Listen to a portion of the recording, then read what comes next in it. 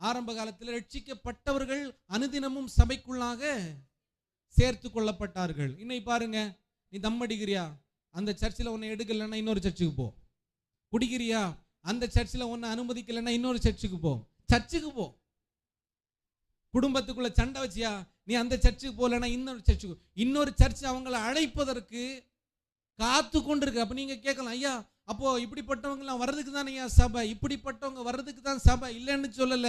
அவங்க அப்படியே இருப்பதற்கு சபை அல்ல. ரட்சிப்பின் அனுபவம் என்பது ஒரு முறை இயேசுவை ஏற்றுக்கொண்டா உடனே மறுரூபமாக்கப்படும். அவனுடைய சரீரம் முழுவதும் புதிதாக்கப்படும், அவனுடைய சிந்தனை புதிதாக்கப்படும். அவன் பழைய பாவத்திலே இருக்க மாட்டான், முழுமையாய் மாற்றம் அடைந்தவனாக இருப்பான். அவன் தான் சபைக்குள்ள வரும். இப்படி பாதி உலகமும் பாதி ஆவியும் கலந்ததுனால உள்ள வந்து பாதி உலகமும் இருக்கு, பாதி என்ன இருக்கு, ஆண்டவர் இருக்கிறார். முழு